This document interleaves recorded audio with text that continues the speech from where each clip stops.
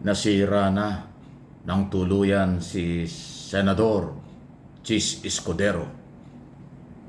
Ano man po ang mangyari, matuloy o hindi ang impeachment ni Sara Duterte, pero nagalit na, nawala na ang tiwala, nakilala na kung ano ang pagkatao at kung sino si Escudero. Mahirap na pong burahin yan. Mahirap po yung maibalik ganong-ganong kadali. Actually, mahihirapan na maibalik ni Senador Escudero ang tiwala at paghanga sa kanya ng mamamayan. Yan po yung aking opinion at interpretation sa nangyayari. Dahil nga ho sa pagkaka-delay ng 4 na buwang mahigit ng article of impeachment na dapat ay kanilang ginawa ang trabaho. Nagkaroon ng trial dapat mula pa ng February. Kung kailan nakabakasyon sila, bakasyon ng Kongreso, Senado, hindi nila ginawa dahil bakasyon daw sila. Kung kailan naman po malapit na ang maraming trabaho sa pagbubukas ng 20 Congress, ito naman hindi pwedeng tanggihan sa kanila gagawin. So sabay-sabay ang trabaho. Yan po ay maling diskarte ng liderato. Kaya nga ang panawagan, palitan na si Escudero. Ang panawagan nga ng iba, resign. Hindi ko alam kung paano nila pinag-resign. Pinag-resign ba nila as Senate President o pinag-resign nila as Senador? Hindi ho malinaw eh. Kaya kayo mga mamamayan, kung nananawagan kayo ng resign, Escudero, liwanagin po ninyo kasi dalawa yung kanyang posisyon. Yung pagiging senador, elected yan. May mandate. Yung pong pagiging Senate President, elected din yan ng kapwa nila senador. So saan ba yung pinag-resign si Escudero? Pero wala na tayong magagawa. Yan ay simbolo ng pagkadismaya, galit ng mamamayan. Kasi yung trial po talaga ay hindi ho ginawa ng matagal na panahon. Ilang buwan. Kaya nga, sinasabi ko sa inyo, nagalit at hindi ganong kadali na makarecover si Escudero dito sa kanyang ginawang ito. Dahil majority ng mga abogado o halos lahat ng mga abogado sa buong bansa at mga mamamayang Pilipino, iisang paniniwala, constitutional duty, hindi ginawa ng mga senador, lalo na ng kampo ni Escudero at iba pa. Yung iba naman naniniwala, kailangan nilang gawin. Ayan po yan. So, ano inyong masasabi dyan? Pangalawa, tanong, bakit sinira ni Escudero ang kanyang pagkatao at reputasyon sa isyong ito? Bakit siya masyadong tumaya sa mga maka-Duterte? O bakit niya ginawa ito?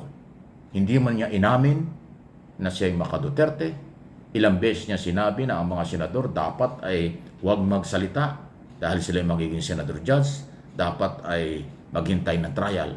Pero itong ginagawa ni Escudero, na sinisisi niya ang Kongreso, sinisi niya ang Speaker, pinaninindigan siya ang tama. Kahit yung mga gawa ng batas ay nagsasabing mali ka, ayaw pa rin niya sundin. Higit dun sa kanyang pagbabawal na yung mga senador dapat ay hindi magsalita dahil senador judge baka maging bias. Itong kanyang ginagawa.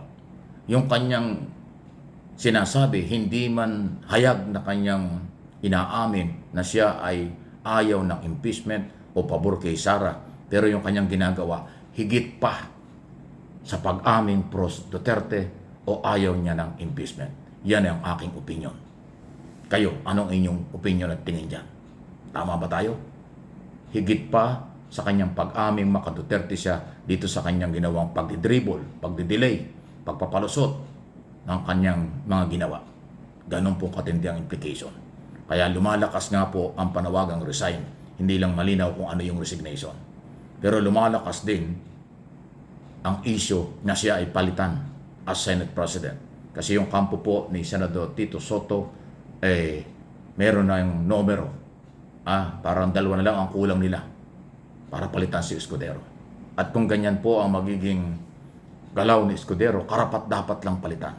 Kasi hindi makakabuti sa institusyon, hindi makakabuti sa mamamayang Pilipino nagpapasweldo sa mga senador.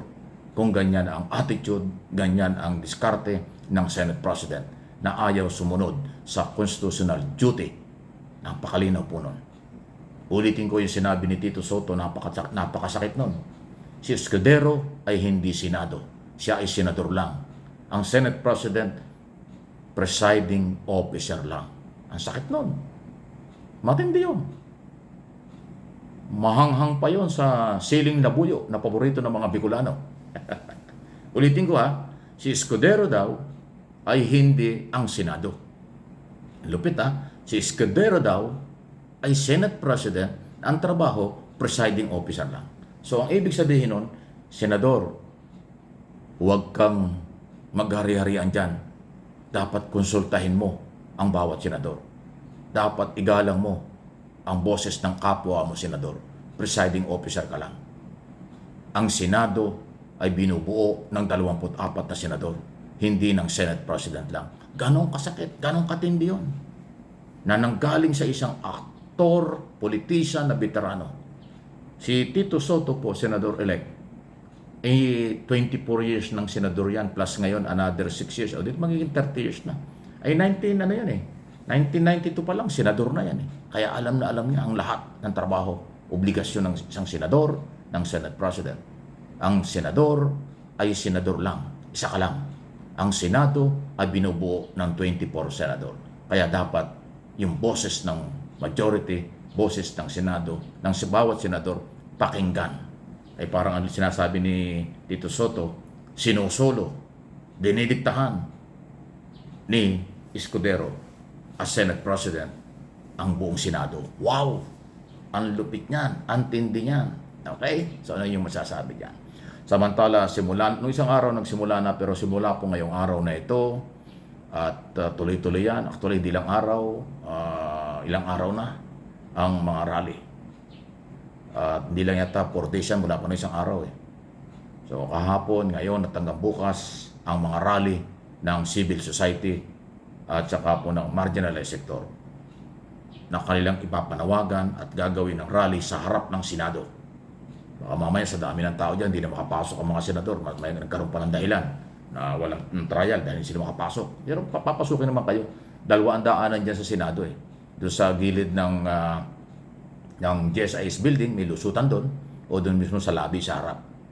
Okay? So, ganun pa man, hindi naman gaano makakaistorbo, wala masyadong napupunta mga tao sa sakyan dyan sa GSIS building kung saan nandyan po sa Pasay ang opisina ng Senado. Malapit to doon sa may MOA, kaya madaling puntahan yon, malaki yung kaling yon at hindi maistorbo ang mga public transport kasi walang dumadaan jeep doon at saka puro private car lang ang kadalasan dumadaan doon. Kaya tamang-tama siguro doon gawin ng rally sa harap ng Senado para iporsigi. Ayan po, nakikiusap na, mag-ararali na ang taong bayan para lang igiit na ang senador ay sumunod sa saligang batas. Di ba nakakahiya yun?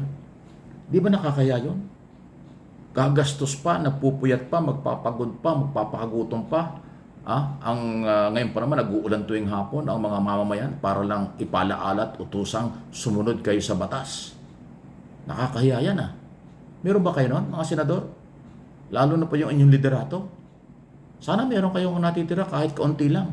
Kaunting hiya lang ang kailangan namin para maramdaman ang inyong dapat na gawin at obligasyon sa bayan. Please like and share, subscribe and follow sa ating mga channel.